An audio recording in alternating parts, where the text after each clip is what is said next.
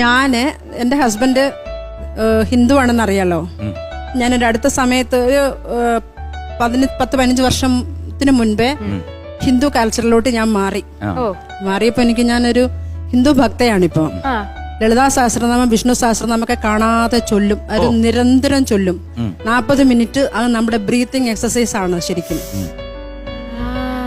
അതായത് ലെങ്തി ആയിട്ട് ഒരു ധ്യാനത്തിൽ ഇരുന്നിട്ട് ഈ ലളിതാ സഹസ്രനാമം കറക്റ്റായിട്ട് ഉച്ചരിക്കുന്ന ഒരാൾക്ക് ബ്രീത്തിങ് പ്രോബ്ലം ഉണ്ടാവില്ല. ഇത് ആക്ച്വലി ഈ സഹസ്രനാമങ്ങൾ ആചാര്യന്മാർ എഴുതി വെച്ചിരിക്കുന്നത് നമ്മുടെ ഹിന്ദു ആചാരപ്രകാരം അവിടുത്തെ ആരാധനാ രീതികളെല്ലാം നമ്മുടെ ശരീരത്തിന്റെ ഉള്ളിലും നമ്മുടെ പുറത്തും നമ്മുടെ ശാരീരികവും മാനസികവുമായ വളർച്ചയ്ക്ക് വേണ്ടിയുള്ള കാര്യങ്ങൾ മാത്രമാണ്. അതിനകത്ത് മതമില്ല, ജാതിയില്ല, ഒന്നുമില്ല. ഉദാഹരണം കാണിക്കോ അതെങ്ങനെയാന്ന്? ശ്രീ മാതാ ശ്രീ മഹാരാജ്ഞി ശ്രീമത് സിംഹാസനേശ്വരി